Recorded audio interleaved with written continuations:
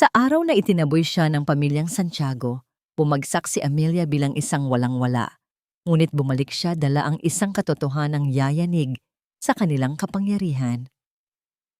Sa harap ng mga taong minsang yumurak sa kanyang dangal, isiniwalat niya ang tunay na pagkatao bilang anak ng isang makapangyarihang shipping tycoon. Ngunit kapag nasa kanya na ang hustisya, paghihiganti ba ang kanyang tatapusin? O ang nakaraan na handa na niyang bitawan? Ang mahinang tugtugin mula sa hardin ay gumagapang paakyat sa mga pader, pumapasok sa siwang ng bintana ng silid kung nasaan si Amelia. Isang pamilyar na kanta ng pag-ibig. Ang kanta na dapat ay para sa kanya. Pero ngayon, ang kantang iyon ay para sa iba. Wala sa sariling tinupi ni Amelia ang huling piraso ng damit at maingat na inilagay sa loob ng maleta. Bawat galaw niya ay mekanikal, walang emosyon, na para bang ang kaluluwa niya ay matagal nang umalis sa katawang iyon. Ang silid na ito, na sa loob ng 5 taon ay tinawag niyang kanlungan, ay halos wala ng laman. Wala ng bakas niya. Tanging ang amoy na lamang ng mamahaling pabango ni Gabriel ang naiwan, nakakapit sa mga unan na dati sabay nilang ginagamit. Sa ibaba, sa malawak na hardin ng mansyon ng mga Santiago, naroon ang 88 mesa na napapalibutan ng naggagandahang bisita. Ang bawat sulok ay pinalamutian ng mga puting bulaklak, simbolo ng kalinisan. Isang malaking kabalintunaan dahil ang kasal na nagaganap ngayon ay binuo sa pinakamaruming uri ng kasinungalingan at pagtataksil. Ang kasal ng kanyang asawa, si Gabriel Santiago, sa kabit nitong si Isabel de Castro. Napapikit si Amelia. Biglang bumalik sa kanyang isipan ang nangyari noong 1 linggo. Ang araw na gumuho ang kanyang mundo. Nakatayo siya noon sa sala. Hawak ang isang litrato nilang dalawa ni Gabriel na kuha noong kanilang unang anibersaryo. Masaya sila noon. O, iyon ang akala niya. Itapon mo na yan.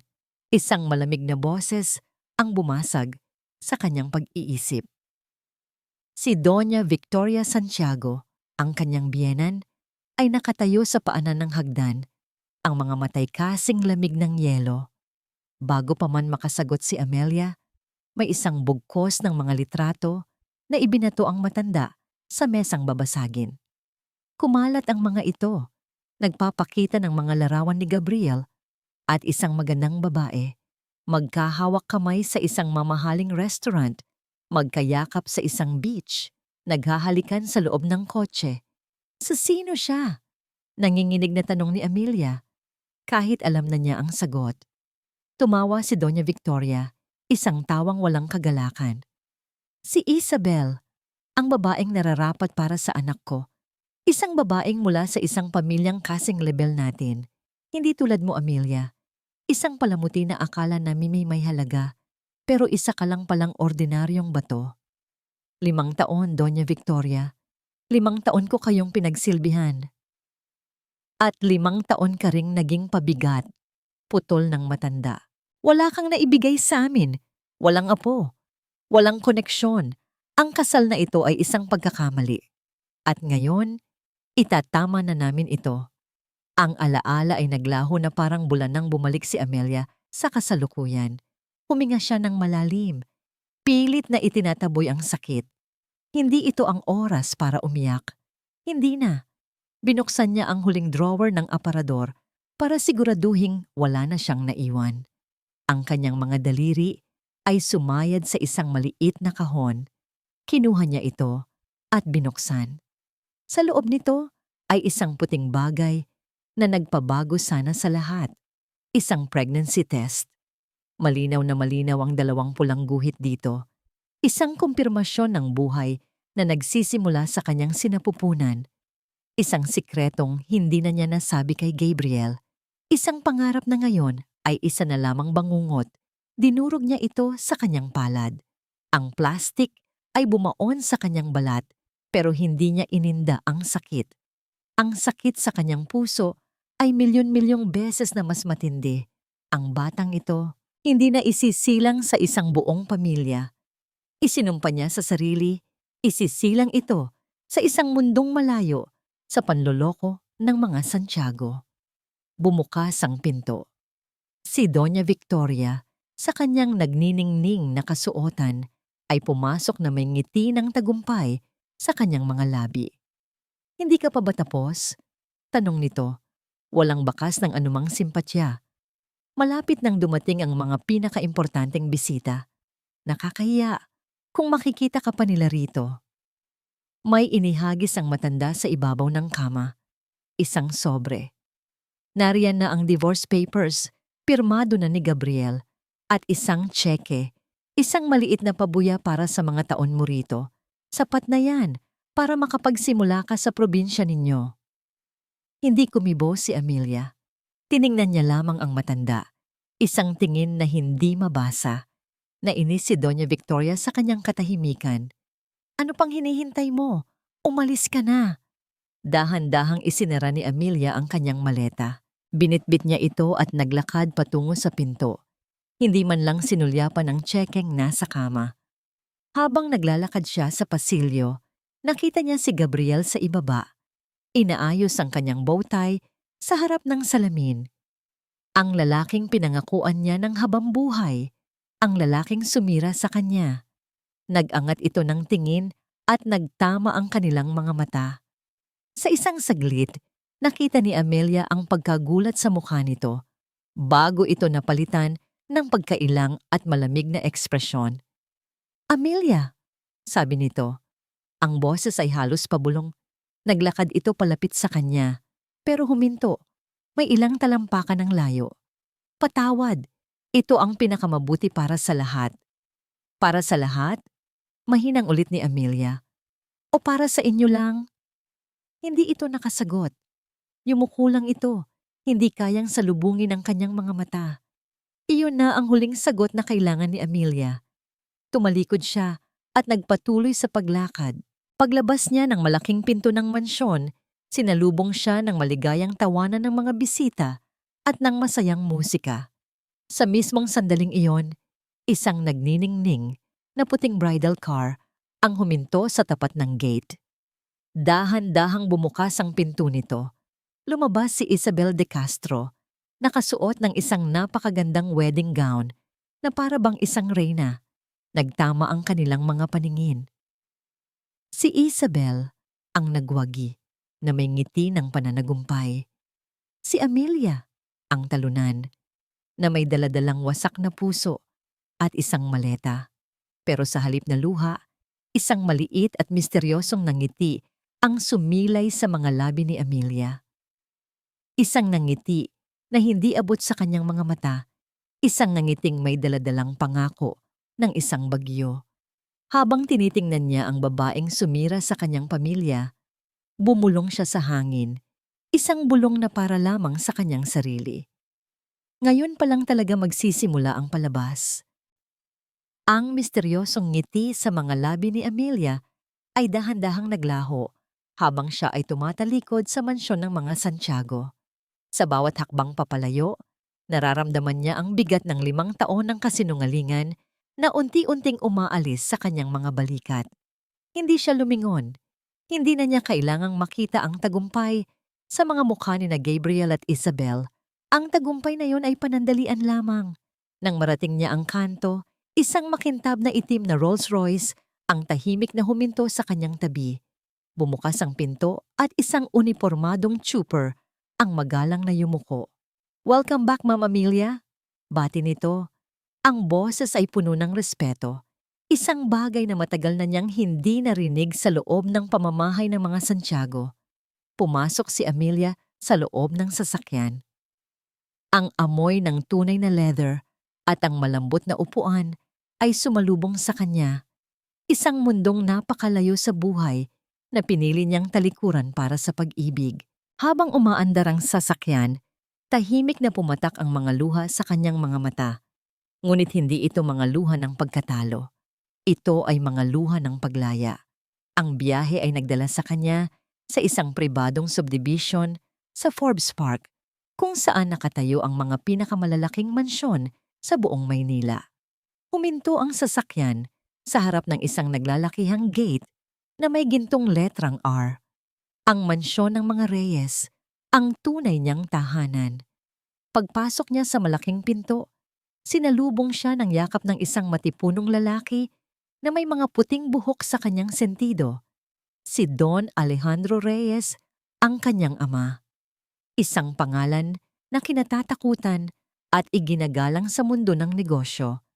Ang hari ng industriya ng pagbabarko sa Pilipinas. Anak, ang tinig ni Don Alejandro ay puno ng pag-aalala at sakit. Hinaplos nito ang kanyang buhok. Sinalubong ko na sana sila ng apoy at bakal, pero hinintay kita.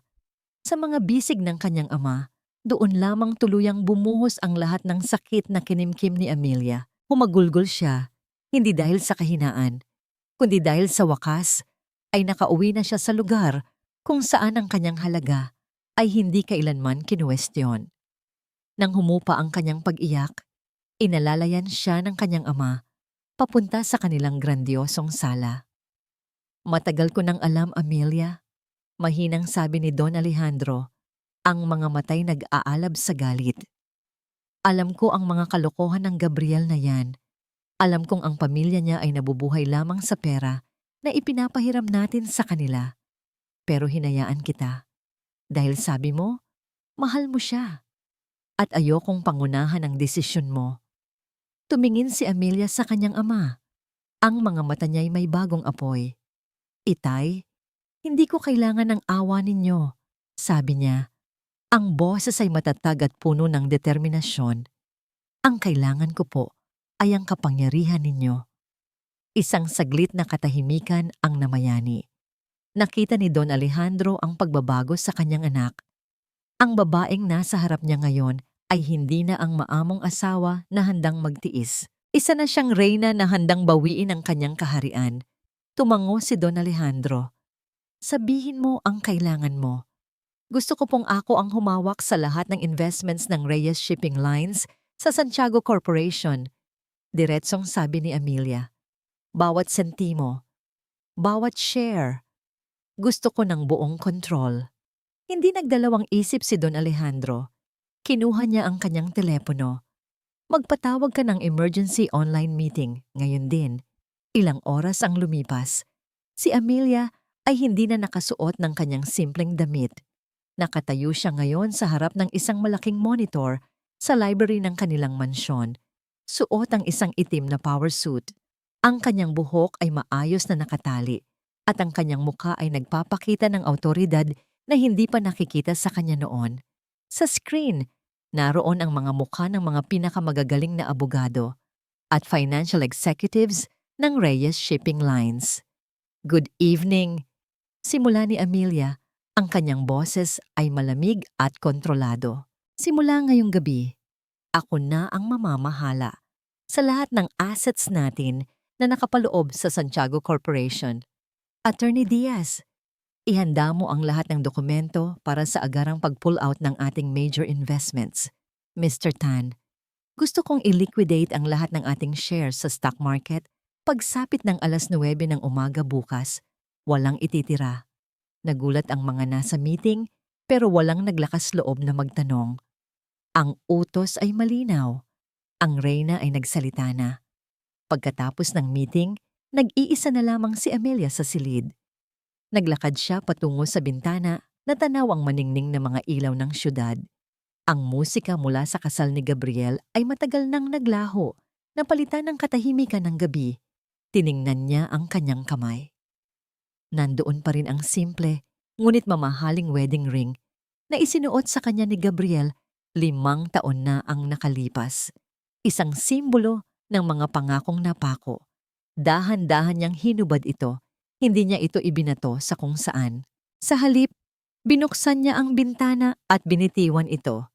Napanood niya ang pagbagsak nito mula sa 3 palapag, isang maliit na kislap ng ginto na nilamon ng kadiliman sa ibaba. Hindi na ako ang Amelia na kilala ninyo, bulong niya sa sarili. Ang babaeng minahal at sinaktan mo, Gabriel, ay namatay na kanina. Ang kaharap ninyo ngayon ay isang Reyes. Sa sandaling iyon, tumunog ang kanyang telepono. Isang dedicated line na ibinigay sa kanya ng kanyang assistant. Ma'am Reyes, sabi ng boses sa kabilang linya, nakaset na po ang lahat. Isang utos niyo na lang po at ang buong imperyo ng mga Santiago ay babagsak. Isang malamig na ngiti ang muling sumilay sa mga labi ni Amelia. Ang oras ng paghihiganti ay narito na. Nasa kasagsagan ng pagdiriwang, ang tila walang katapusang alon ng tawanan at malalakas na usapan ay sumasabay sa indayog ng mamahaling champagne na dumadaloy sa bawat baso. Si Doña Victoria Santiago ay nasa sentro ng lahat ng ito na parang isang reyna sa kanyang trono. Bawat bisita ay kanyang nilalapitan. Ang mga labi may pekeng ng ngiti ng pasasalamat. Ngunit ang mga matay nagniningning sa labis na pagmamalaki. Napakabuting palad talaga ng aking Gabriel, sabi niya sa isang grupo ng mga mayayamang negosyante. Nakatagpo siya ng isang tunay na hiyas sa katauhan ni Isabel, isang babaeng mula sa marangal at tanyag na pamilya. Ang bawat salita ay isang patutsada, isang patalim na itinarak niya kanina sa likod ni Amelia. Samantala, sa entablado, hawak na ni Gabriel at Isabel ang isang matalim na espada, handa nang hiwain ang kanilang napakalaking wedding cake. Ngumiti si Gabriel sa kanyang bagong asawa, isang nangiting hindi umabot sa kanyang mga mata. Si Isabel naman ay kumapit ng mahigpit sa braso nito, ipinapakita sa lahat ang kanyang tropeo. Mabuhay ang bagong kasal! Sigaw ng MC. Kasabay ng masigabong palakpakan, biglang huminto ang musika. Isang nakabibinging katahimikan ang pumalit. Ang lahat ng mga mata na kanina'y nasa bagong kasal ay sabay-sabay na napalingon sa itaas ng grand staircase na bumababa patungo sa hardin. Doon, nakatayo si Amelia. Hindi na siya ang babaeng simple at walang imik na umalis kaninang umaga. Ang babaeng nasa harap nila ngayon ay tila isang diyosa ng paghihiganti. Nakasuot siya ng isang hapit na pulang bestida na kumikinang sa ilalim ng mga ilaw. Ang kanyang buhok ay nakalugay at alon-alon, at ang kanyang mga labi ay pininturahan ng kulay dugo. Ang kanyang presensya ay naguutos ng atensyon. Namilog ang mga mata ni Gabriel. Ang kulay sa kanyang mukha ay biglang nawala. Si Isabel ay natigilan, ang nangiti nagyelo sa kanyang mukha. Si Doña Victoria, na kanina'y nag-uumapaw sa saya, ay napalitan ng anyo ng purong pagkasuklam at gulat. Sino yan? Bulong ng isang bisita. Ang ganda niya, pero bakit siya narito? Sagot ng isa pa. Hindi inalintana ni Amelia ang mga bulungan. Dahan-dahan siyang bumaba sa hagdanan, ang bawat hakbang ay may bigat at layunin. Ang tunog lamang ng kanyang mga takong sa marmol na sahig ang maririnig. Nilampasan niya ang mesang kinatatayuan ni na Gabriel at Isabel. Dire-diretso siyang umakyat sa entablado at kinuha ang mikropono mula sa tulalang MC. Humarap siya sa lahat. Ang kanyang mga mata ay malamig na parang yelo habang tinititigan niya ang bawat mukha sa hardin. Magandang gabi sa inyong lahat. Simula niya, ang kanyang boses ay kalmado, ngunit matalas, umalingaw-ngaw sa buong paligid. Una sa lahat, nais kong batiin ang bagong kasal, Gabriel at Isabel, naway maging maligaya kayo. May sarkasmo sa kanyang tono na hindi nakaligtas sa pandinig ng lahat. Marahil ay nagtatanong kayo kung sino ako. Pagpapatuloy niya, tumingin siya ng diretso kay Doña Victoria. Ako si Amelia, ang babaeng tinawag ninyong ordinaryong bato kaninang umaga. Ang babaeng pinalayas ninyo na parang aso. Nagkaroon ng bulong-bulungan. Nanlaki ang mga mata ni Doña Victoria sa galit. Pero nagkakamali kayo, dagdag ni Amelia. Hindi ako si Amelia Santiago. Dahil simula ngayong gabi, hindi na ako isang Santiago. Huminga siya ng malalim. Ang tunay kong pangalan ay Amelia Reyes. Isang malakas na pagyanig ang naramdaman ng mga bisitang nakakakilala sa apelyidong yon.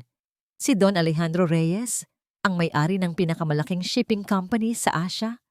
Bilang regalo sa kasal, sabi ni Amelia, ang kanyang tingin ay bumalik kina Gabriel at Doña Victoria.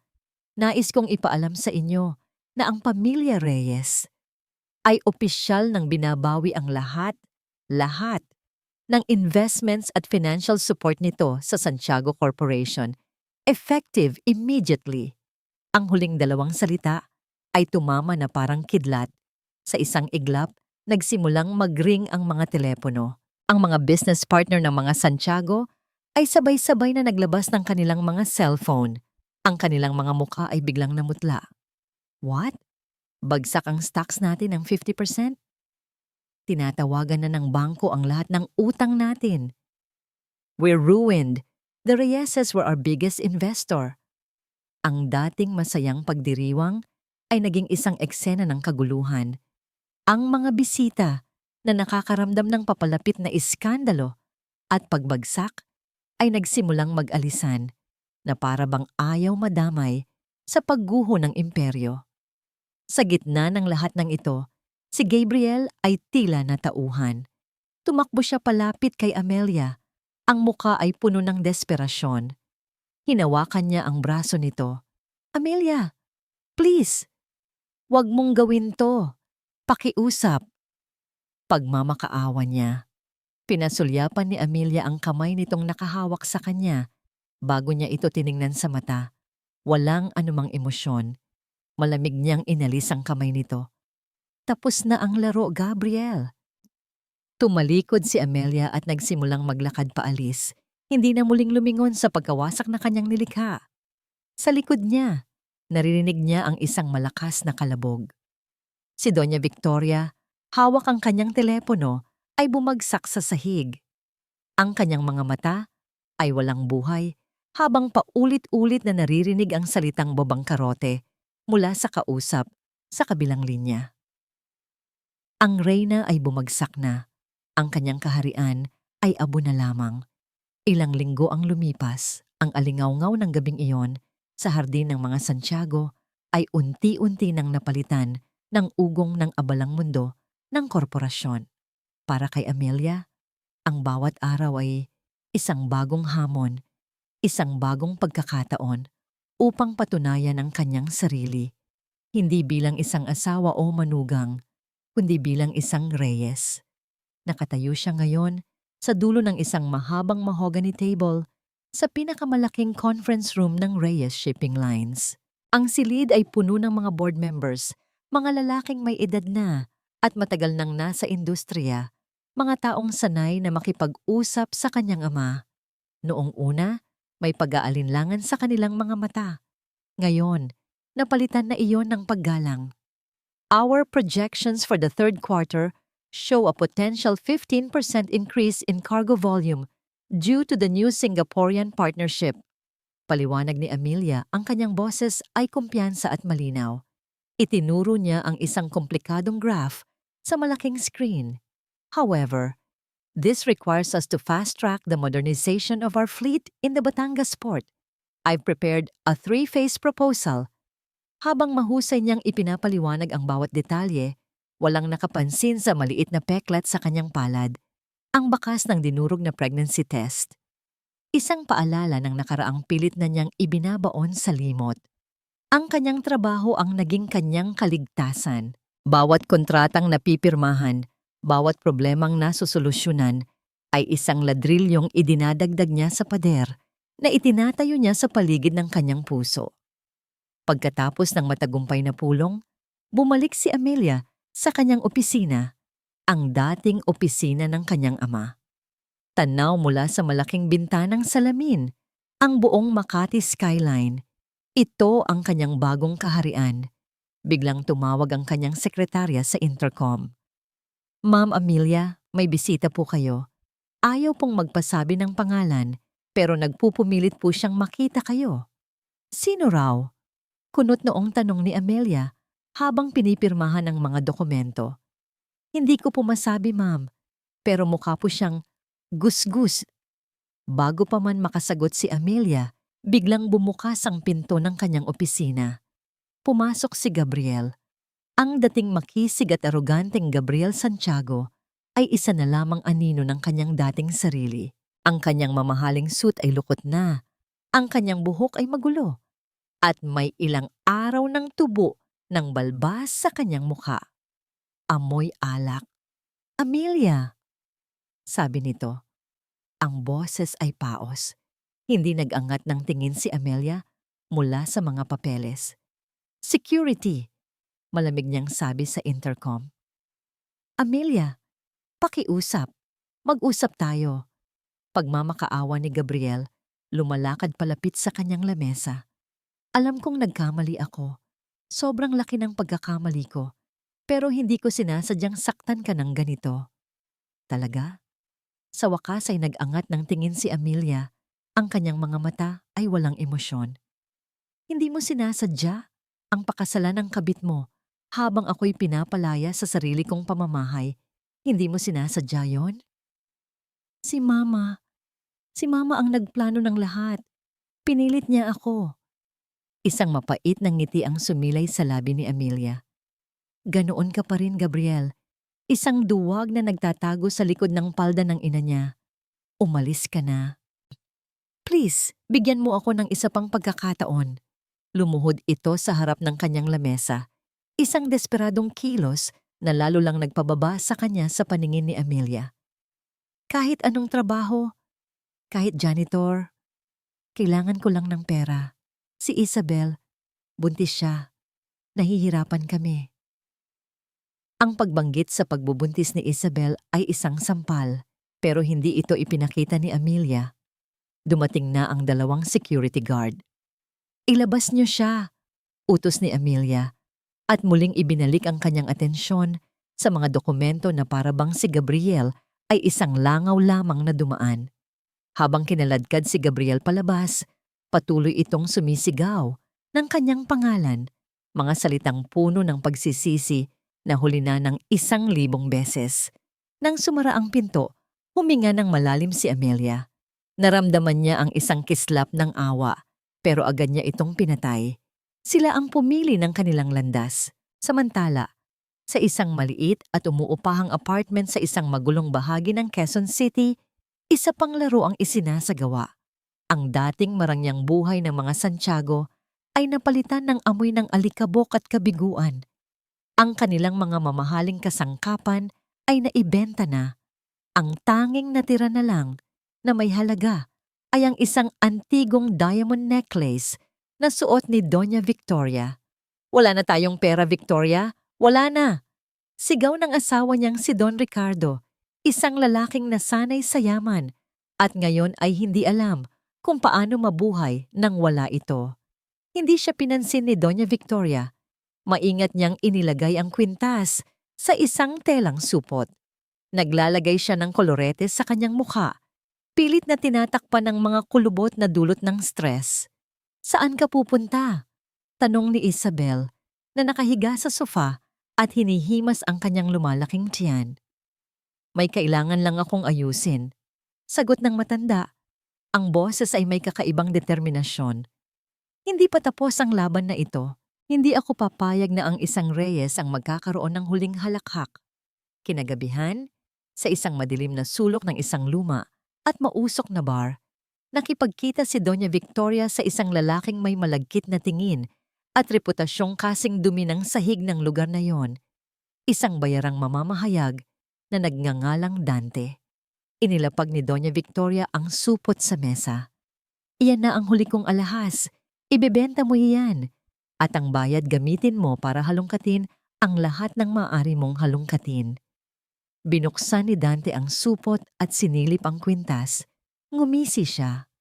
"Malaking halaga to, Doña. Sino ba ang target natin?" "Don Alejandro Reyes," sagot ni Doña Victoria. Ang kanyang mga matay nagliliyab sa galit.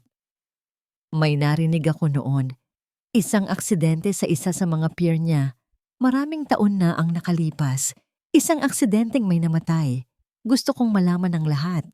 Kinabukasan pagkatapos ng isang mahabang araw sa opisina, pagod na umuwi si Amelia sa mansyon.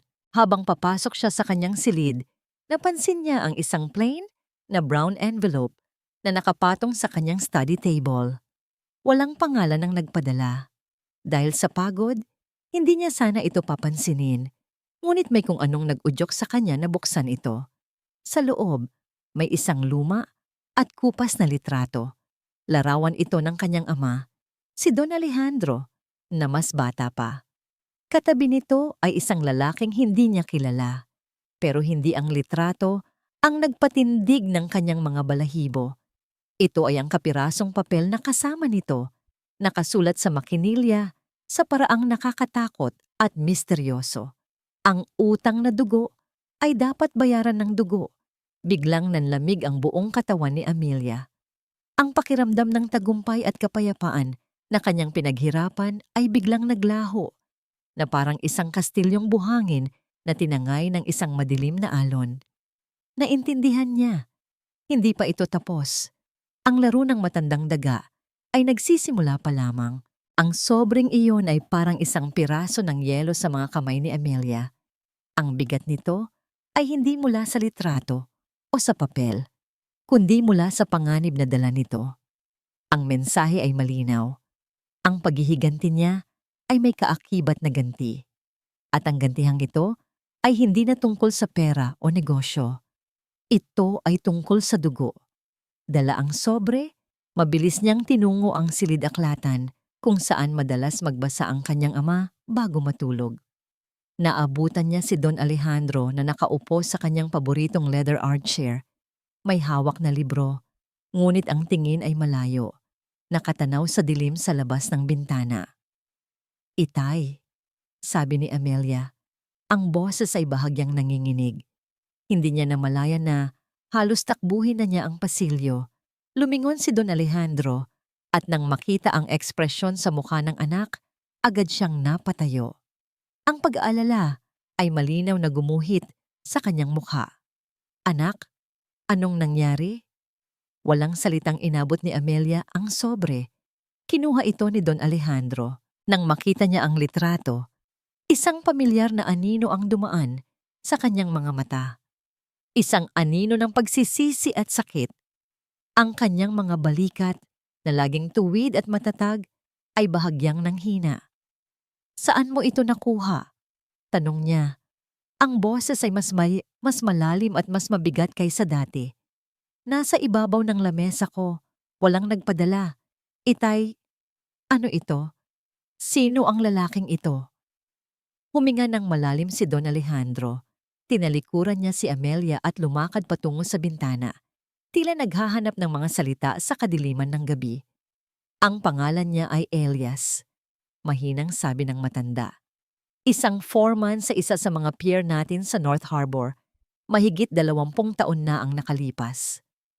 "Anong nangyari sa kanya?" tanong ni Amelia. Ang puso niya'y nagsisimula ng kumabog ng mabilis. Isang matagal na katahimikan. "Namatay siya." Sa wakas ay sagot ni Don Alejandro. Ang bawat salita ay tila isang tinik na binubunot mula sa kanyang lalamunan. "Nagkaroon ng aksidente.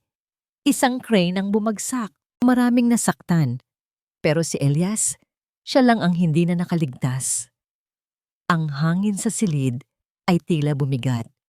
Ang imahe ng kanyang ama bilang isang perpekto at makapangyarihang tao ay unti-unting nagkakalamat sa isipan ni Amelia.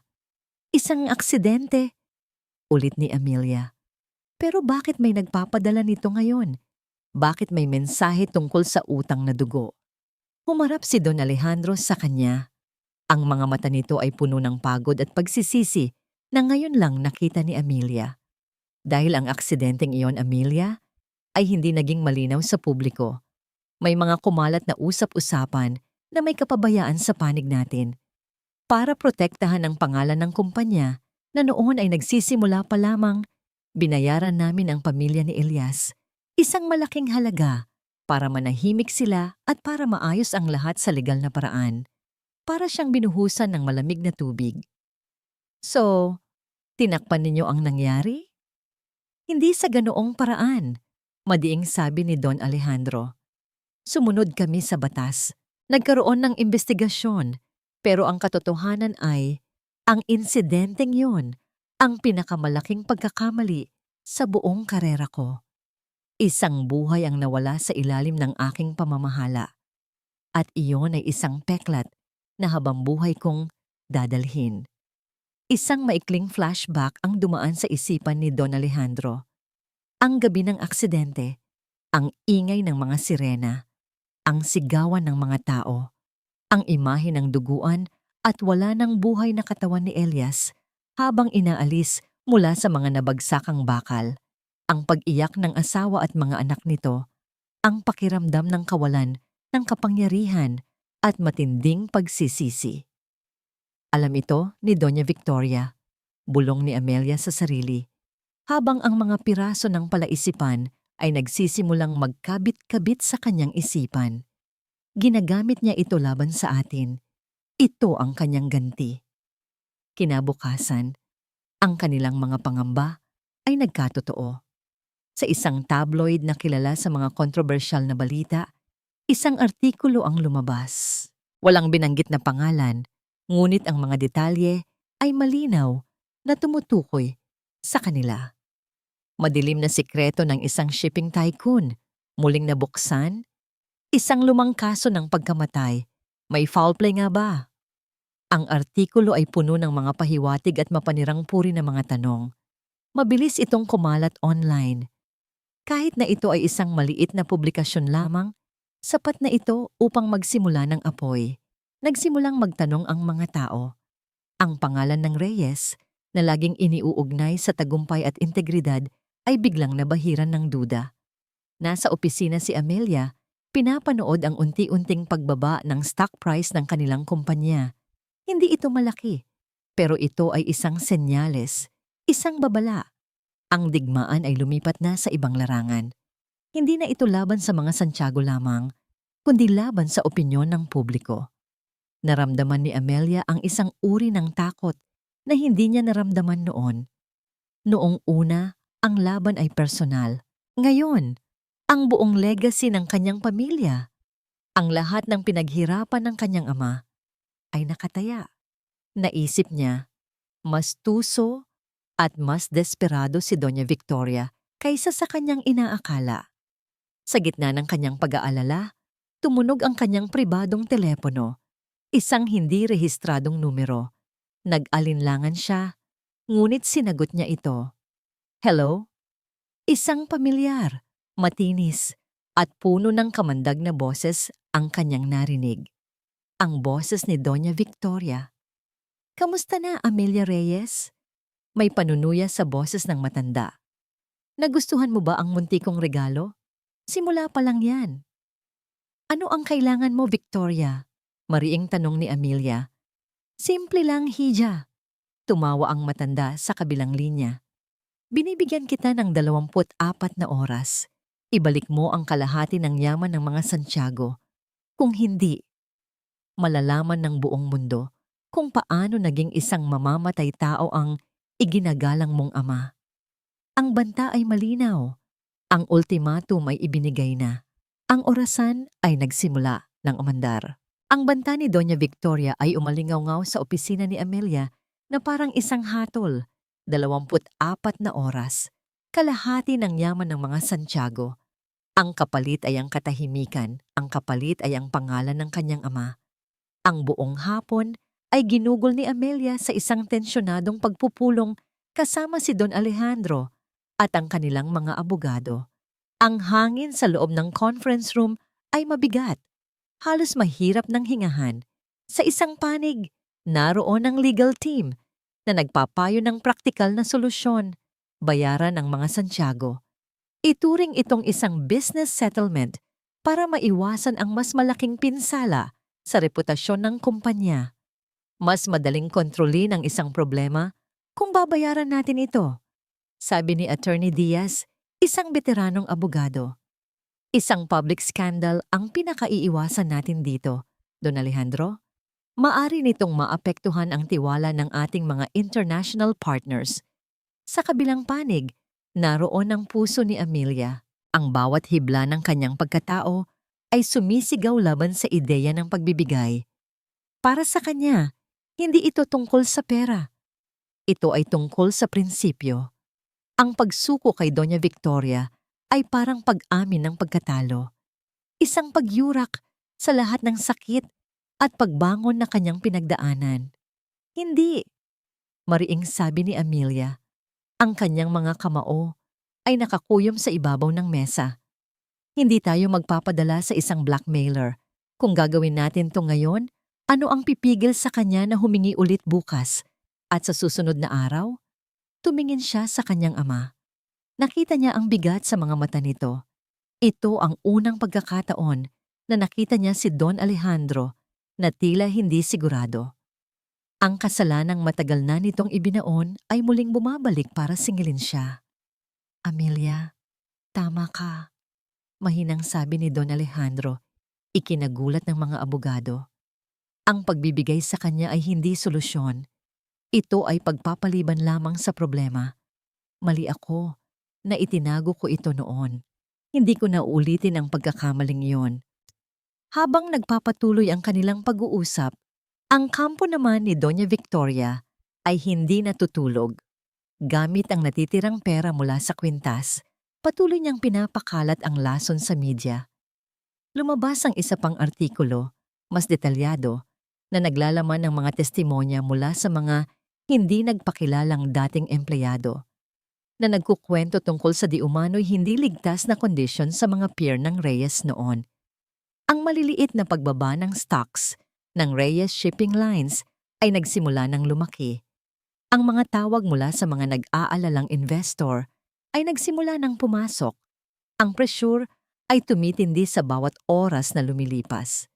Gabi na nang matapos ang kanilang pagpupulong, walang malinaw na solusyon. Nag-iisa na lamang si Amelia sa kanyang opisina, nakatitig sa orasan sa pader.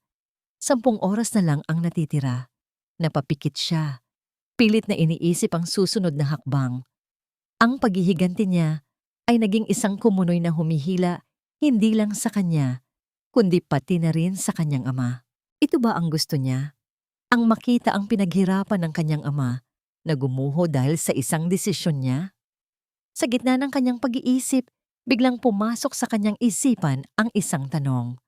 Paano naging sigurado si Doña Victoria sa mga detalye ng aksidente? Paano niya nalaman ang tungkol kay Elias?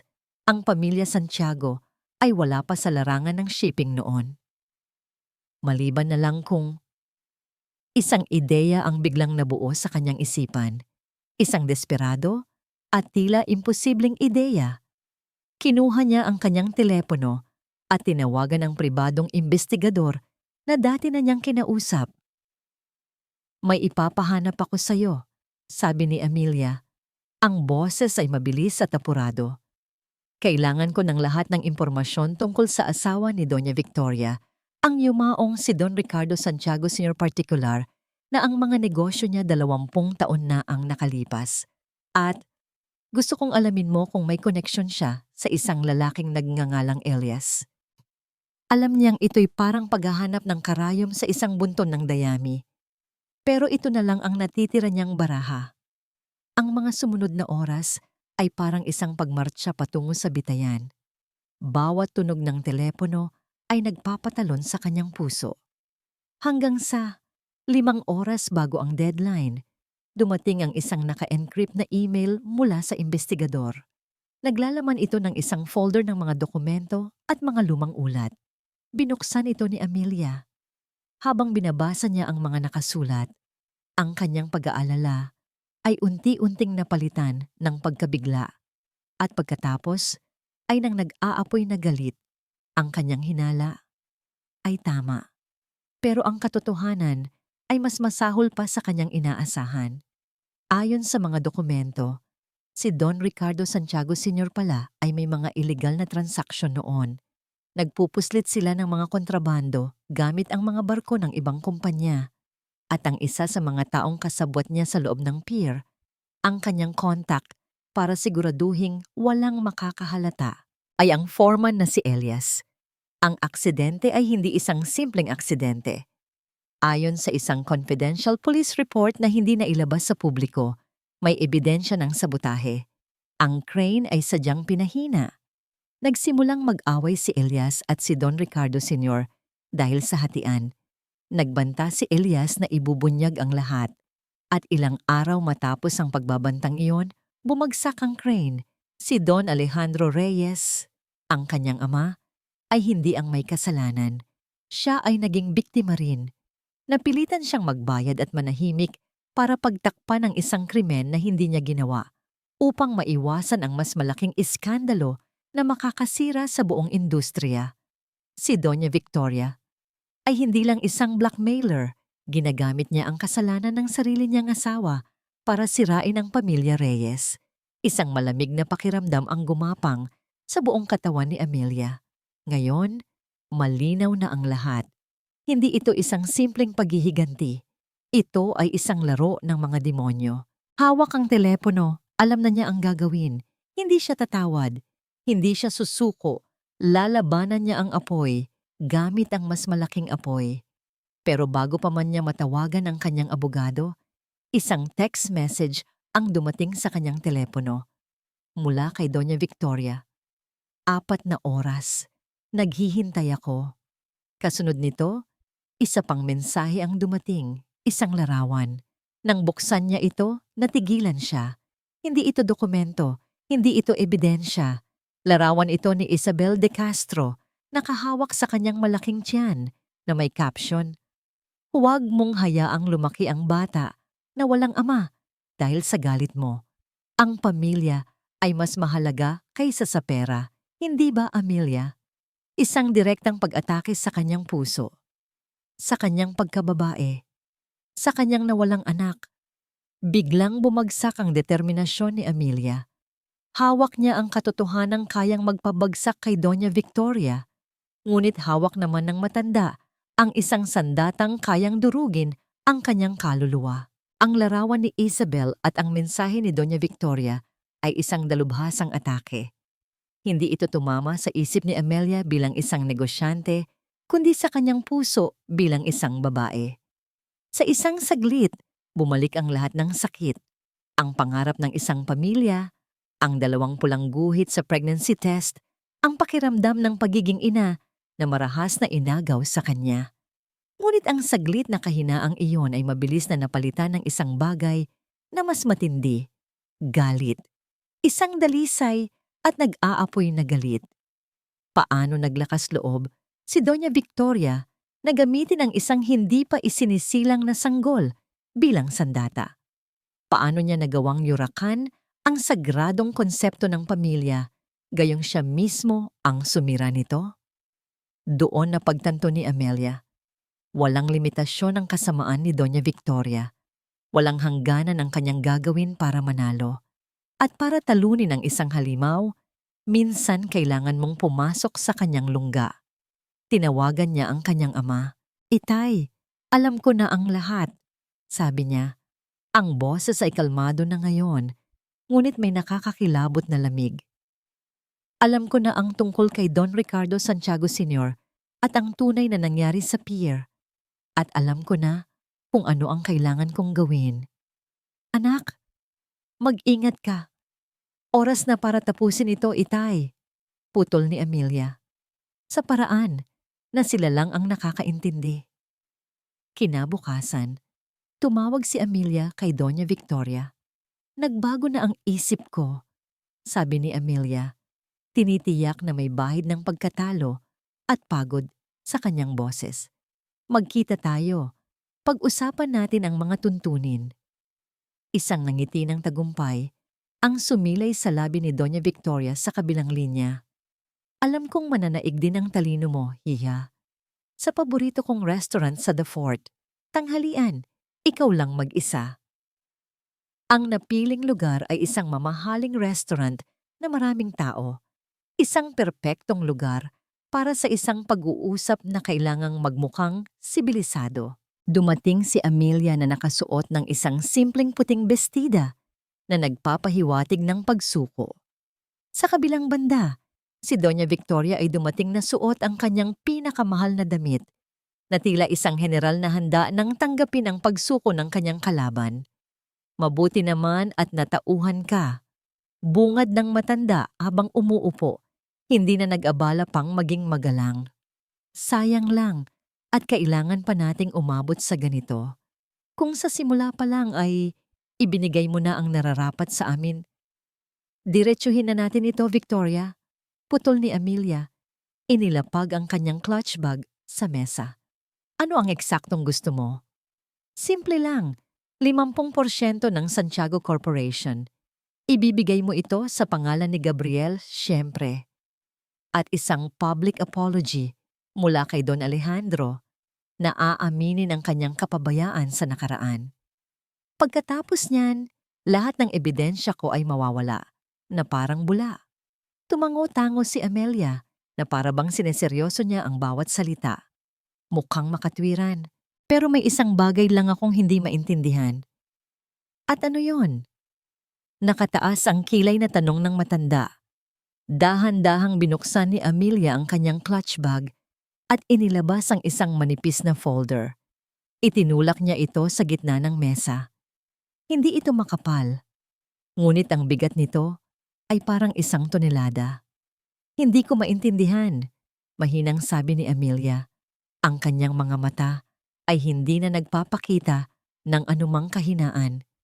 Kung bakit kailangan nating pag-usapan ang kasalanan ng ama ko, kung ang dapat nating pag-usapan ay ang krimen ng asawa mo. Binuksan ni Doña Victoria ang folder. Ang kanyang kumpiyansa ay biglang naglaho nang makita niya ang mga laman nito. Mga kopya ng bank transfer, mga shipping manifest na may mga pekeng deklarasyon, at ang pinakamatindi sa lahat, isang kopya ng confidential police report na malinaw na nagsasabing ang pagkamatay ni Elias ay sinadyang sabotahe. Ang kulay sa mukha ni Doña Victoria ay nawala. Ang kanyang mga kamay ay nagsimulang manginig. Tumingin siya kay Amelia. Ang kanyang mga mata ay puno ng pagkabigla at takot. Paano? Paano mo nakuha ang mga ito? Sa mundong ito, Victoria, lahat ay may presyo. At hindi tulad mo, kaya kong bayaran ang presyo para sa katotohanan. Sagot ni Amelia. Ang boses ay kasing talim ng patalim. Ang tanong ngayon ay hindi na kung ano ang gusto mo. Ang tanong ay, ano ang gusto ko? Sumandal si Amelia sa kanyang upuan. Hawak na ngayon ang lahat ng alas. Ito ang aking alok. Ititigil mo ang lahat ng ito.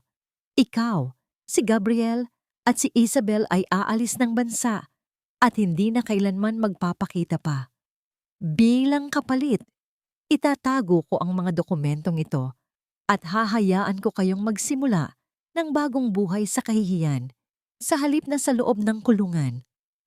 Isang desperadong galit ang pumalit sa takot sa mukha ni Doña Victoria. Hindi mo ito magagawa sa akin. Isa kang demonyo, Amelia Reyes. Natuto lang ako mula sa pinakamahusay. Walang emosyong sagot ni Amelia. Lason laban sa lason, Victoria. Ikaw ang nagturo sa akin ng larong ito. Hindi pa ito tapos. Sigaw ni Doña Victoria. Nawawala na ang kanyang kontrol habang ang mga tao sa paligid ay nagsisimula ng tumingin. Akala mo ba ito na ang lahat ng alas ko? Akala mo ba wala na akong kayang gawin? Tumayo siya. Ang kanyang mukha ay puno ng determinasyon ng isang taong wala nang mawawala pa. Akala mo ba nanalo ka na? Humalakhak siya, isang tawang nakakakilabot. Mayroon pa akong isang huling alas, Amelia. Isang alas na hindi mo kailanman inaasahan. Sa mga salitang yon, mabilis siyang tumalikod at naglakad palabas ng restaurant. Iniwan si Amelia sa gitna ng katahimikan at isang babalang nagbabadya ng mas matinding panganib. Alam ni Amelia na nagsasabi ng totoo ang matanda. Ang isang hayop na nasukol ay ang pinakamapanganib sa lahat. At si Doña Victoria ay isang hayop na handang gawin ang lahat para hindi bumagsak mag-isa. Matapos ang kanilang pagtutuos, inasahan ni Amelia na tatahimik na si Doña Victoria. Inakala niyang ang hawak niyang ebidensya ay sapat na para tuldukan ng digmaan, ngunit nagkamali siya. Nakalimutan niyang ang isang ahas, kahit sukdulan ng sugatan, ay may kakayahan pa ring tumuklaw. Makalipas ang 2 araw ng nakabibinging katahimikan, sumabog ang balita. Hindi ito lumabas sa isang tabloid o sa isang madilim na sulok ng internet. Ito ay isang formal at malawakang press conference na ipinalabas ng live sa lahat ng pangunahing news channel sa bansa. Sa isang entabladong puno ng mga mikropono at kamera, nakaupo si Isabel de Castro. Sa kanyang tabi, naroon si Doña Victoria, hindi bilang isang aroganteng matriarka, kundi bilang isang nag-aalalang lola. Hawak-hawak ang kamay ng kanyang manugang. Si Gabriel ay wala roon. Isang kalkuladong hakbang para ang buong simpatiya ay mapunta sa 2 babae. Si Isabel, na nakasuot ng isang simpleng maternity dress, ay nagsimulang magsalita. Ang kanyang boses ay nanginginig at puno ng luha. Hindi ko na po kaya. Hindi ko na po kayang manahimik. Simula niya, habang ang mga kamera ay naka-zoom in sa kanyang umiiyak na mukha. Ang buhay ko po at ang buhay ng aking hindi pa isinisilang na anak ay nasa panganib. Isang kolektibong paghinga ang narinig mula sa mga reporter. Ang babaeng nagdulot nito ay si Amelia Reyes. Pagpapatuloy ni Isabel, ang pangalan ni Amelia ay binigkas niya na parang isang sumpa. Naiintindihan ko po ang kanyang galit, pero ang paghihiganti niya ay lumampas na sa hangganan. Mula nang bumagsak ang negosyo ng mga Santiago, hindi niya kami tinigilan.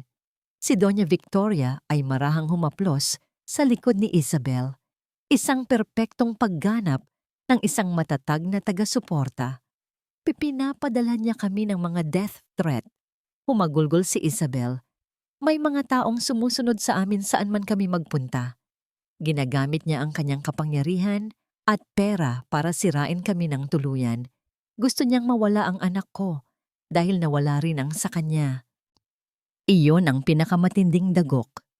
Isang personal at sensitibong impormasyon na ipininta sa paraang si Amelia ang nagmukhang isang desperada at baliw na babae.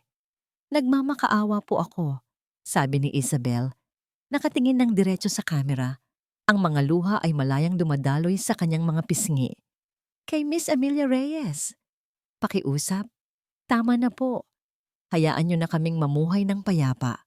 Huwag niyo na pong idamay ang inosenteng sanggol sa sinapupunan ko. Ang press conference ay isang obra maestra ng manipulasyon. Binaliktad nito ang buong naratibo. Si Amelia, na dating biktima, ay biglang naging isang malupit na kontrabida. Si Isabel, ang kabit, ay naging isang kaawa-awang ina na nagpoprotekta sa kanyang anak. At si Doña Victoria, ang utak ng lahat, ay ang matapang na lola na lumalaban para sa kanyang pamilya.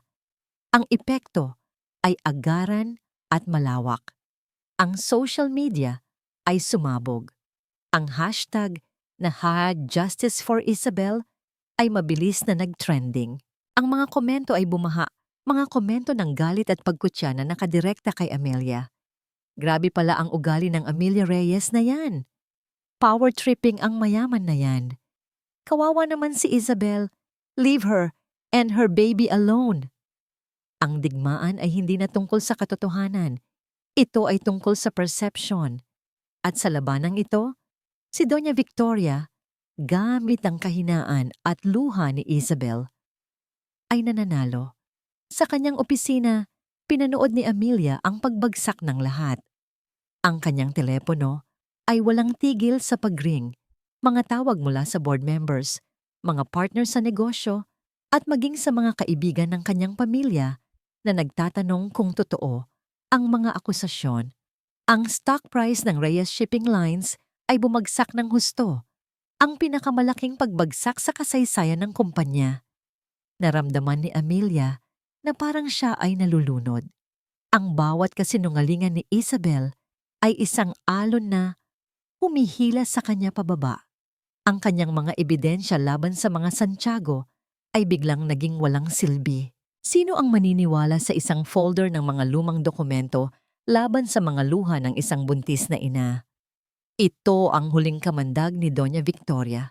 Hindi ito nakadirekta sa kumpanya, kundi sa mismong pagkatao ni Amelia. Sinira nito ang kanyang reputasyon, kinuwestiyon ang kanyang moralidad at ginawa siyang isang halimaw sa mata ng publiko. Gabi na. Ang mga ilaw sa opisina ay patay na.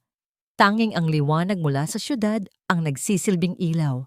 Nakaupo si Amelia sa dilim, nakatulala sa kawalan. Ang pakiramdam ng kapangyarihan na kanyang naramdaman ilang araw lang ang nakalipas ay ganap nang naglaho. Sa kauna-unahang pagkakataon, mula nang siya ay bumangon, naramdaman niya ang pagkatalo, isang nakabibinging pagkatalo. Tila lahat ng kanyang pinaghirapan ay nasunog at naging abo. Biglang umilaw ang screen ng kanyang telepono. Isang text message mula kay Gabriel. Ang laman nito ay isang maikli, ngunit matalim na pangungusap na tumusok sa pinakamasakit na bahagi ng kanyang puso. Amelia, pakiusap, tigilan mo na to. Huwag mong saktan ang anak ko. Ang mga salitang yun, ang anak ko. Ang mga salitang dapat ay para sa kanila. Ang mga salitang kumakatawan sa lahat ng ipinagkait sa kanya. Hindi na napigilan ni Amelia ang bigat na kanyang nararamdaman. Napahawak siya sa kanyang dibdib na tila sinusubukang pigilan ang pagguho nito mula sa loob. Ang bigat ng akusasyon, ang bigat ng opinyon ng publiko. At ngayon, ang bigat ng mga salita ni Gabriel, lahat ay sabay-sabay na dumagan sa kanya. Ang malakas at matatag na si Amelia Reyes, ang reynang bumangon mula sa abo, ay tuluyan ng gumuho. Hindi isang simpleng hikbi, kundi isang pigil na pagdaing na nanggaling sa kaibuturan ng kanyang kaluluwa. Ang sakit ay napakatindi, na sa isang saglit ay tila hindi na siya makahinga. At kasunod noon, ang mga luha. Mga luhang hindi na niya napigilan, dumadaloy sa kanyang pisngi na parang isang ilog ng kabiguan. Siya na ngayon ang kontrabida. Siya na ang masama. Ang lahat ng kanyang ginawa para ipaglaban ang sarili ay nabaliwala. Natabunan ng isang perpektong dula-dulaan. Ang paghihiganti ay hindi nagdulot ng kapayapaan. Nagdulot lamang ito ng mas malalim na sugat. Sa gitna ng dilim ng kanyang opisina, natanaw ang maningning ngunit walang pakialam na mga ilaw ng syudad. Ang reyna ay umiyak. Hindi dahil sa galit, kundi dahil sa pagod. Pagod na siyang lumaban sa isang laban na tila hindi na niya kayang ipanalo. Ang pinagsamang bigat ng kasinungalingan at ang multo ng nawala niyang pangarap ay halos dumurog sa kanya. Iniwan siyang basag at nag-iisa. Ang kadiliman sa opisina ni Amelia ay hindi kayang talunin ng mga ilaw ng syudad sa labas. Ito ay isang kadiliman na nanggagaling sa loob, isang malamig at mabigat na kumot ng pagkatalo. Ilang oras siyang nakaupo roon, hindi gumagalaw, habang ang mga salita sa kanyang telepono ay paulit-ulit na tumatatak sa kanyang isipan. Huwag mong saktan ang anak ko. Ang bawat pagring ng kanyang telepono, ang bawat notifikasyon ng balita, ay isang karagdagang patalim na bumabaon sa kanyang likod. Napuno na niya ang kanyang pag-iyak. Ngayon, ang natitira na lang ay isang nakabibiinging kawalan, isang pakiramdam na para siyang isang sundalong mag-isang nakatayo sa isang malawak na larangan ng digmaan, napapalibutan ng mga bangkay ng kanyang pag-asa. Dahan-dahang bumukas ang pinto. Pumasok si Don Alejandro, ang kanyang mukha ay puno ng pag-aalala. Hindi ito nagsalita. Nilapitan lang nito ang kanyang anak at marahang ipinatong ang kamay sa kanyang balikat. Isang simpleng kilos, ngunit naglalaman ito ng lahat ng suportang hindi kayang bigkasin ng mga salita. Umuwi na tayo, anak, mahinang sabi niya. Umiling si Amelia. Ayoko pong makita ako ng mga kasambahay ng ganito. Dito na lang muna ako, tay. Nauunawaan ni Don Alejandro. Ang pag-uwi sa mansyon ay parang pag-amin ng tuluyang pagkatalo. Hinayaan niya si Amelia sa kanyang kalungkutan, ngunit bago siya umalis, nag-iwan siya ng isang pangungusap. Ang isang Reyes ay hindi sumusuko, Amelia. Nagpapahinga lang. Nang maiwan siyang mag-isa, sinubukan niyang magtrabaho para ilihis ang kanyang isip, ngunit kahit ang mga numero sa spreadsheet ay tila nangungutya sa kanya. Binuksan niya ang kanyang email, handa nang tanggalin ang daan-daang mensahe ng galit mula sa mga estranghero. Ngunit isang email ang nakaagaw ng kanyang pansin. Mula ito sa kanyang executive assistant na may subject na, "Para sa iyo, ma'am, pakibasa po." Dahil sa kuryosidad, binuksan niya ito. Walang nakasulat na mahabang mensahe, isang video link lamang. Nag-aalangan man, pinindot niya ito. Nagsimula ang video sa isang medyo malabong kuha sa loob ng pantry ng kumpanya. Isang babaeng clerk mula sa accounting department ang humarap sa kamera. Nahihiya ngunit determinado. Ma'am Amelia, kung mapapanood niyo po ito, gusto lang po naming sabihin na hindi po kami naniniwala sa kanila, sabi ng babae. Ako po, personal. Hindi ko po makakalimutan noong tinulungan niyo po ang anak ko noong na-dengue siya. Hindi po yun ginagawa ng isang masamang tao. Ang eksena ay napalitan. Isang matandang janitress naman ang nagsalita. Si Ma'am Amelia po. Lagi po akong binabati yan sa pangalan. Alam niya po ang pangalan ko. Sa lahat po ng naging boss ko, siya lang po ang ganoon. Sunod-sunod na lumabas ang mga mukha ng mga babaeng empleyado ng Reyes Shipping Lines. Isang engineer mula sa Batangas Port. Isang call center agent mula sa night shift. Isang security guard. Bawat isa ay may kanya-kanyang kwento. Mga kwento ng maliliit na kabutihan. Mga kwento ng inspirasyon. Mga kwento ng isang leader na hindi lang nila iginagalang, kundi minamahal. Ang video ay nagtapos sa kanilang lahat. Magkakasama sa lobby ng gusali, may hawak na isang simpleng banner na gawa sa karton. Nakasulat dito, "Shall we believe Amelia Reyes?" Habang pinapanood niya ang video, ang mga luhang kanina'y puno ng sakit at pagkatalo ay napalitan ng mga luha ng pasasalamat. Sa gitna ng unos, sa gitna ng pagkutya ng buong mundo, may mga taong naniniwala sa kanya. Mga taong hindi niya inaasahan. Ang kanilang suporta ay naging isang maliit na kandila sa kanyang madilim na gabi. Isang liwanag sa dulo ng dilim. Hindi pa man niya napupunasan ang kanyang mga luha, biglang tumunog ang kanyang telepono. Isang hindi pamilyar na numero. Sinagot niya ito. Ang boses ay medyo garalgal pa. "Hello? Si Ma'am Amelia Reyes po ba ito?" Tanong ng isang nanginginig at medyo may edad ng boses ng isang babae. "Ako nga po. Sino po sila?" "Ako po si Lita, ma'am. Dati po akong kasambahay sa bahay po ng mga Santiago." Natigilan si Amelia. Si Manang Lita, ang matandang kasambahay na laging mabait sa kanya, na madalas niyang nakakausap sa kusina. "Manang Lita, kamusta na po kayo?" "Ma'am, pasensya na po sa abala," sabi ng matanda. Halatang ninenerbiyos. "Napanood ko po yung press conference.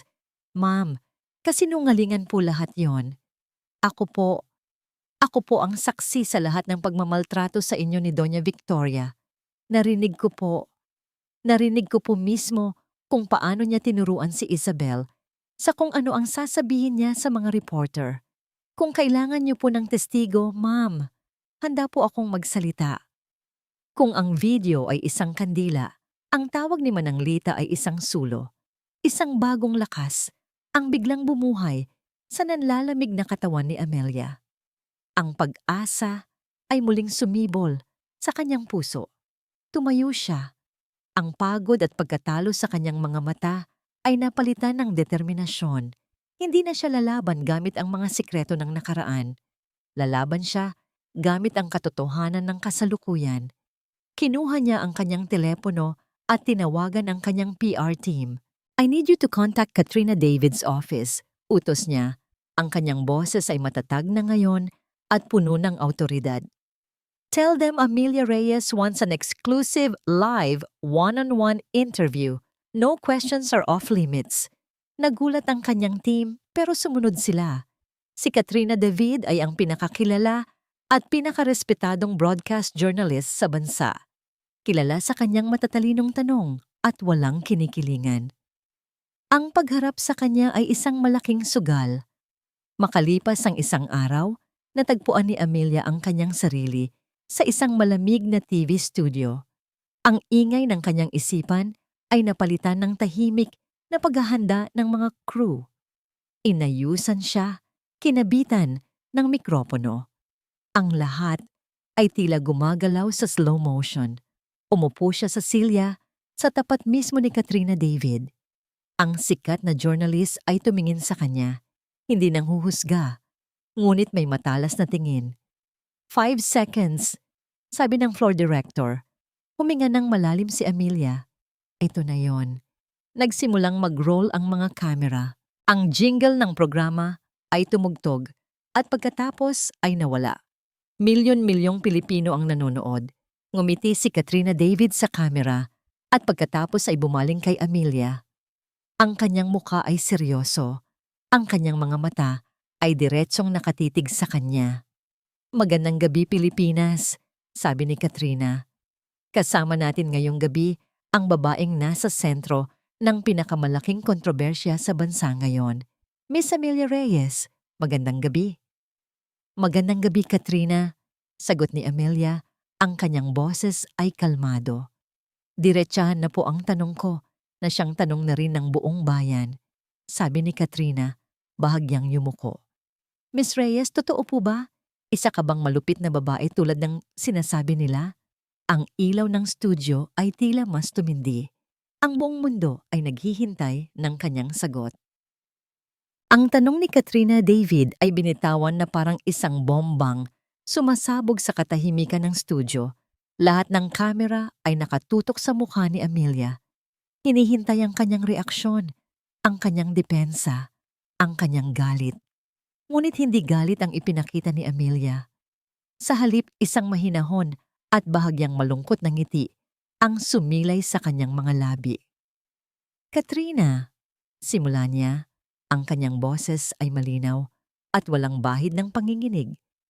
Sa nakalipas na mga linggo, tinawag na akong mang-aagaw, sinungaling, malupit at demonyo. Kung paniniwalaan ko ang lahat ng sinasabi tungkol sa akin, marahil ay hindi ko na rin makikilala ang sarili ko. Huminga siya ng malalim. Tinitingnan ang journalist ng diretso sa mata. Ang sagot sa tanong mo ay hindi simple. Naging malupit ba ako? Kung ang pagbawi sa kung ano ang nararapat sa akin at sa aking pamilya ay kalupitan? Kung gayon, oo, naging malupit ako. Nasaktan ba ako? Oo. At sa sobrang sakit, nagawa ko ang mga bagay na dala ng matinding galit. Ang kanyang pag-amin ay hindi inaasahan. Hindi ito isang diretsong pagtanggi, kundi isang pag-amin sa kanyang sariling pagkukulang bilang isang taong nasaktan. Pero ang tanong ay, hindi kung naging malupit ako, pagpapatuloy niya. Ang tunay na tanong ay, bakit? Ano ang nagtulak sa isang babaeng minsan ay nangarap lamang ng isang simpleng pamilya para maging isang taong kinatatakutan ng iba? At doon, nagsimula siyang magkwento. Hindi ito isang kwento ng pag-atake o paninira. Ito ay isang tahimik at personal na salaysay. Ikinuwento niya ang kanyang 5 taon bilang isang asawa, ang kanyang pag-asa, ang kanyang pag-ibig, at ang kanyang unti-unting pagkawala ng sarili sa ilalim ng anino ng pamilya Santiago. Ikinuwento niya ang sakit ng pagtataksil, ang kahihiyan ng pagpapalayas sa sarili niyang pamamahay sa araw mismo ng kasal ng kanyang asawa. At pagkatapos, ginawa niya ang isang bagay na walang inaasahan. Maingat niyang inilabas mula sa kanyang bulsa ang isang maliit na bagay, ang dinurog na pregnancy test. Ito, sabi niya, ang kanyang boses ay bahagyang nanginig sa unang pagkakataon habang ipinapakita ito sa kamera. Ito ang sikretong hindi ko na nasabi kanino man. Ito ang dahilan kung bakit ang sakit ay naging triple. Sa araw na pinalayas ako, dala ko hindi lang ang aking mga damit. Dala ko rin sana ang balita na magiging ama na si Gabriel. Ngunit ang pangarap na yon ay dinurog, kasabay ng pagdurog nila sa aking puso. Isang kolektibong pagkabigla ang naramdaman hindi lang sa studio, kundi sa libu-libong tahanan na nanonood. Ang imahe ng malupit na mang-aapi ay biglang gumuho, napalitan ng imahe ng isang ina na nawalan. Oo, naghiganti ako, pag-amin ni Amelia. At sa una, ang pakiramdam ay matamis. Ngunit habang tumatagal, napagtanto ko, ang paghihiganti ay isang lason. Habang sinisira nito ang iyong kaaway, unti-unti ka rin nitong sinisira mula sa loob. Hindi ito nagdulot sa akin ng kaligayahan, kaya tinigil ko na sana. Ngunit hindi sila tumigil. Dito na niya inilabas ang kanyang mga ebidensya. Isa-isa niyang ipinakita ang mga dokumento tungkol sa totoong dahilan ng pagbagsak ng Santiago Corporation, ang kanilang sariling maling pamamalakad. Pagkatapos, ipinakita niya ang mga dokumento tungkol sa tunay na nangyari sa pier, nililinaw na ang kanyang ama ay biktima rin. Pero hindi ito ang pinakamatinding ebidensya. Sabi ni Amelia, ang kanyang tingin ay naging seryoso. Ang pinakamatinding ebidensya ay ang mismong boses ng kasinungalingan. Isinenyas niya sa technical team. Isang audio recording ang ipinarinig sa buong bansa. Recording? Simple lang, Hija. Ibalik mo ang kalahati ng yaman ng mga Santiago. Kung hindi, malalaman ng buong mundo kung paano naging isang mamamatay tao ang iginagalang mong ama.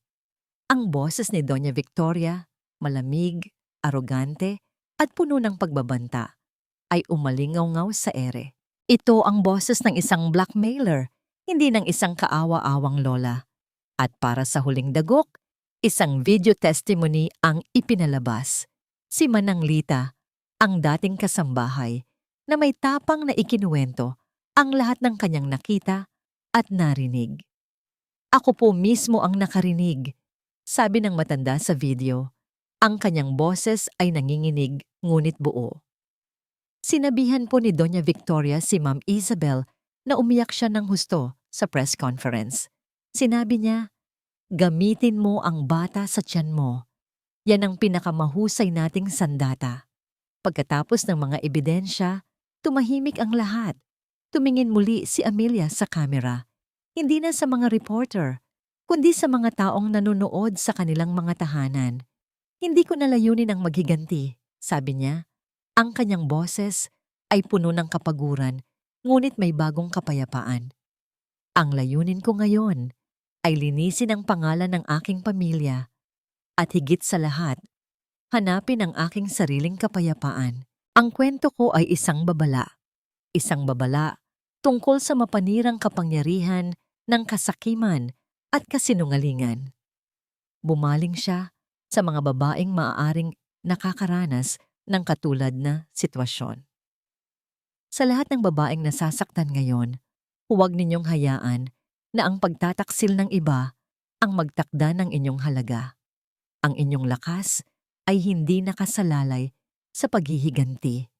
Ito ay nasa kakayahan ninyong bumangon, pagalingin ang inyong mga sugat, at bumuo ng isang buhay na mas maganda kaysa sa winasak nila. Ang huling pangungusap niya ay tumatak sa puso ng milyon-milyon.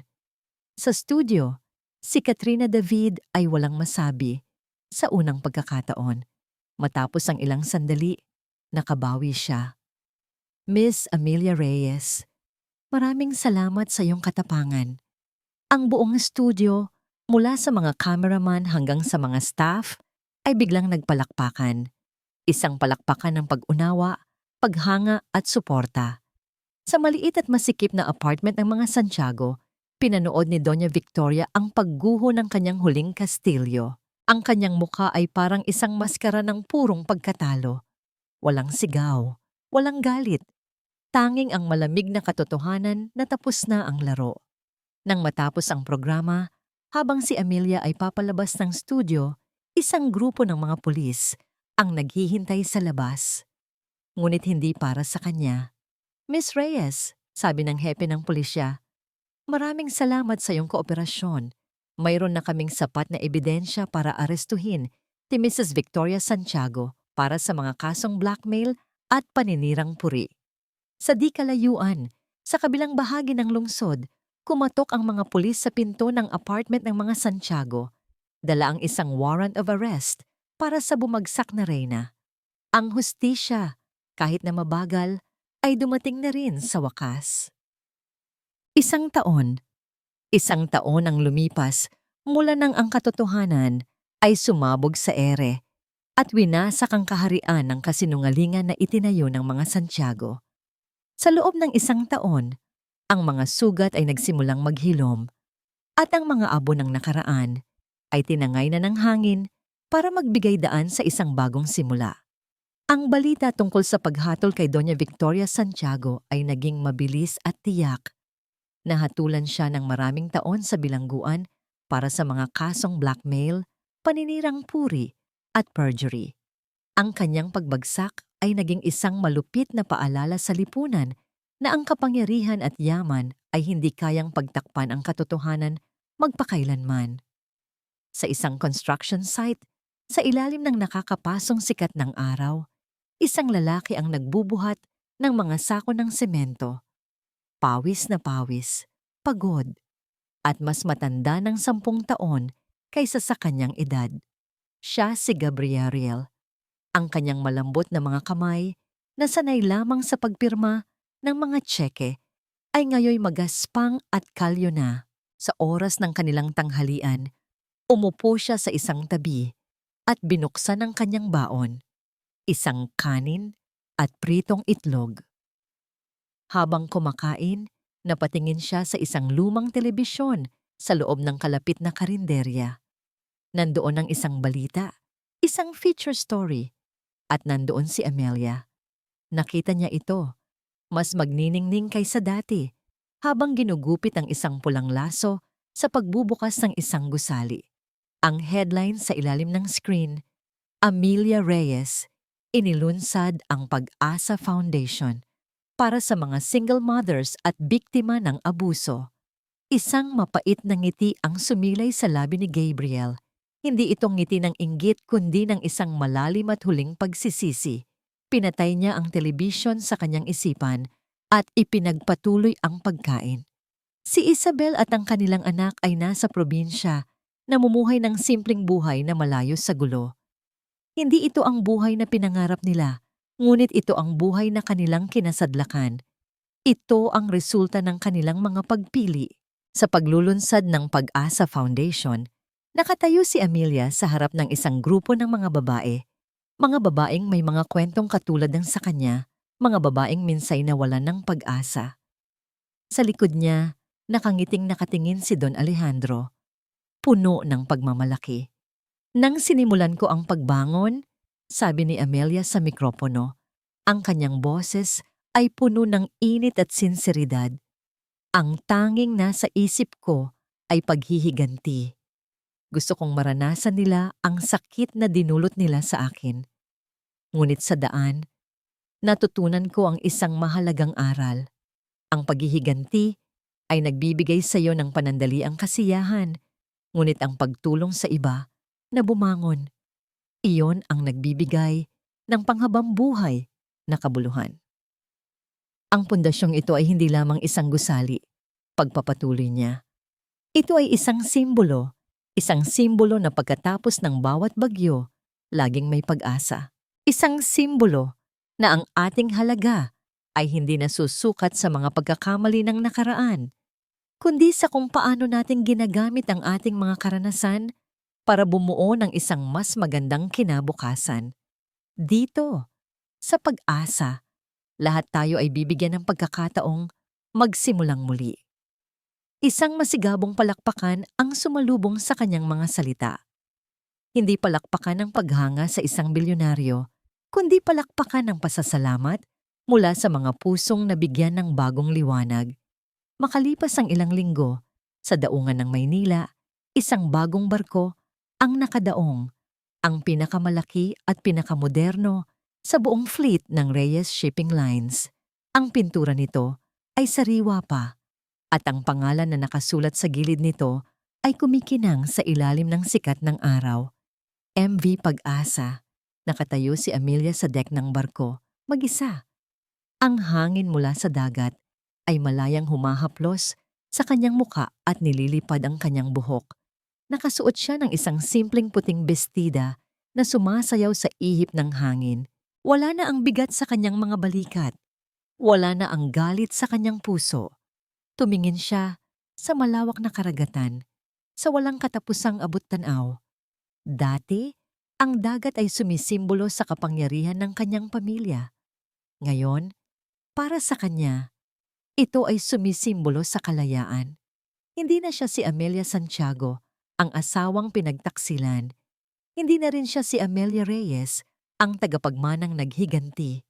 Siya na lamang si Amelia, isang babaeng dumaan sa pinakamatinding unos, isang babaeng natutong lumangoy laban sa alon, isang babaeng sa wakas ay natagpuan ng kapayapaan, hindi sa pagganti, kundi sa pagpapatawad. Pagpapatawad sa iba, at higit sa lahat, pagpapatawad sa kanyang sarili. Isang tunay at payapang nangiti ang sumilay sa kanyang mga labi. Ipinikit niya ang kanyang mga mata, dinadama ang init ng araw sa kanyang balat at ang lasa ng alat sa hangin. Ang kanyang paglalakbay ay tapos na, at isang bago naman ang nagsisimula.